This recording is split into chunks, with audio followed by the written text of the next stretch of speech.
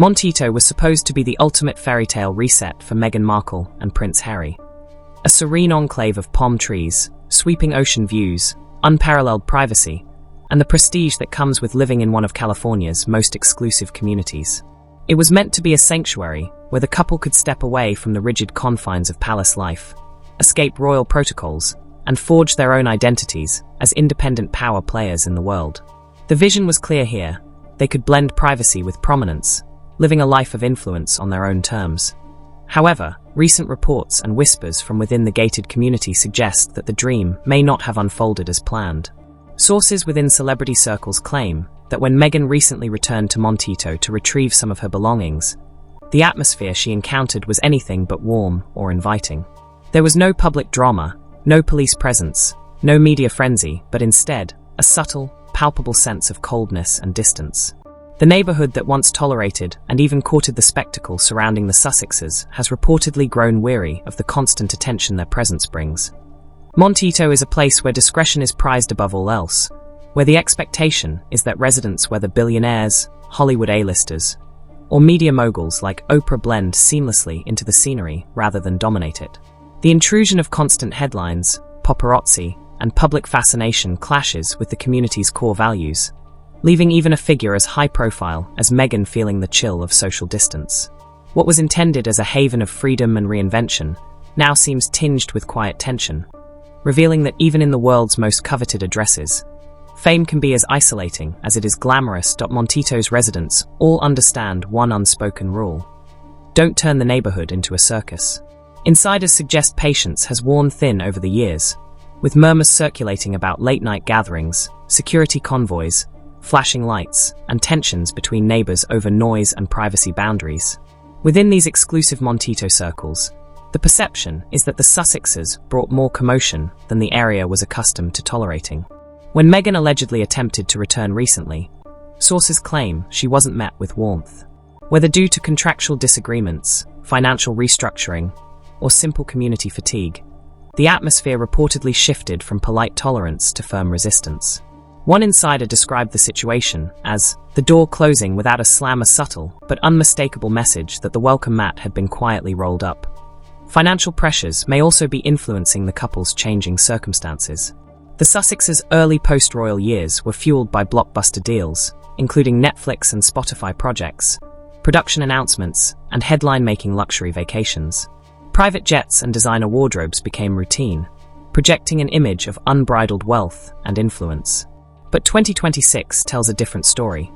Spotify projects have ended, Netflix momentum has slowed, fashion houses have quietly stepped back, and event invitations have diminished. Industry insiders now describe the Sussex brand as high risk with low returns. Maintaining a Montecito lifestyle is costly, with property taxes alone reaching staggering annual figures, not to mention staff salaries, estate upkeep, travel, and security. Reports suggest the couple's income may no longer match their expenditure. While nothing has been officially confirmed, there is enough evidence to keep gossip columns busy. Neighbors have allegedly noticed fewer staff, reduced activity, and fewer high-profile visitors than in previous years. Meanwhile, controversies persist, including reports of Meghan allegedly gate-crashing fashion events in Europe and facing alleged blacklisting in Paris, continuing to fuel speculation around the couple's public and private standing.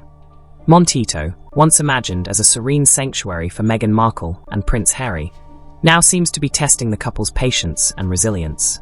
Rumors suggest that Meghan has faced quiet warnings from the fashion world, from Milan to New York, each incident chipping away at the carefully crafted image she has worked so hard to build. While Montecito residents are not industry insiders, they follow headlines like everyone else. And when a neighbor becomes a lightning rod for drama every few weeks, even the most patient community begins to grow weary. Some neighbors reportedly never fully embraced the Sussexes' arrival. They admired Harry's military background and were curious about Meghan, but they remembered the royal exit, the Oprah interview, accusations against the monarchy, and the ensuing global media storm. Montecito thrives on discretion and order.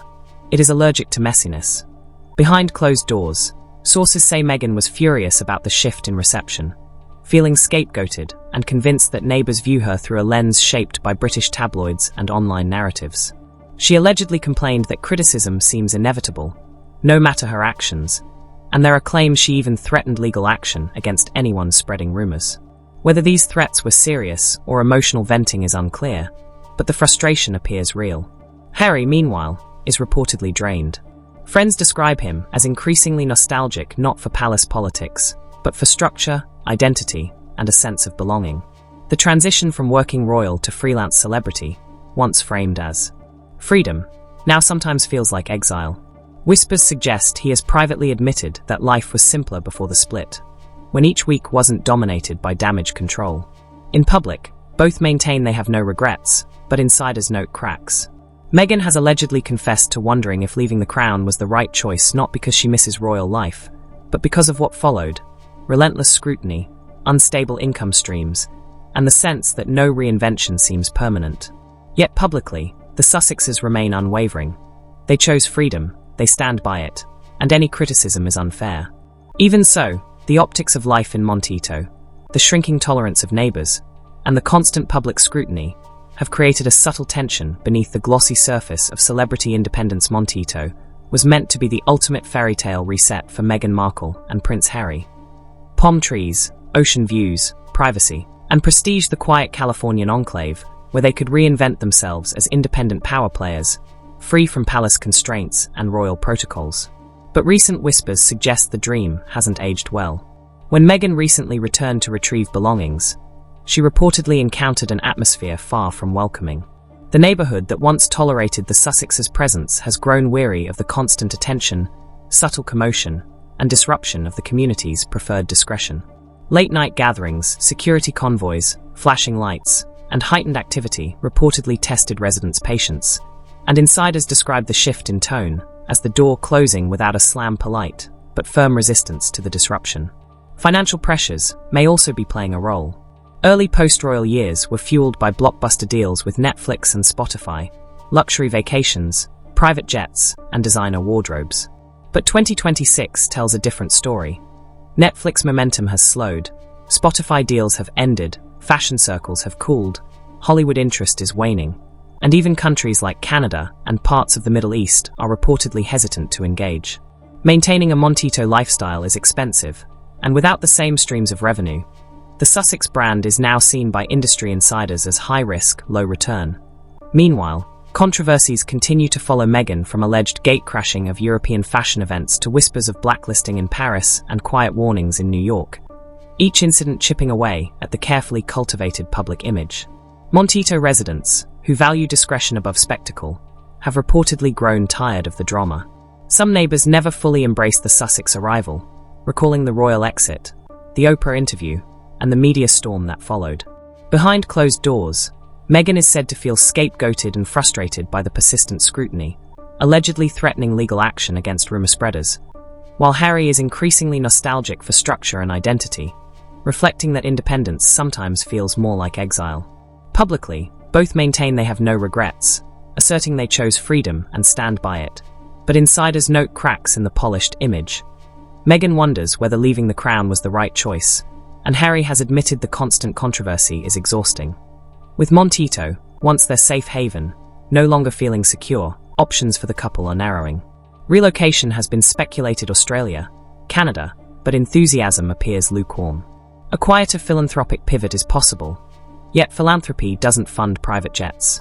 Media projects could return, but without a fresh angle, there's little to sell. Celebrity reinvention only works a few times, and Meghan has already cycled through actress, duchess, activist, producer, and fashion hopeful. Montecito was meant to be the stable backdrop to all of it, and even subtle changes there carry symbolic weight.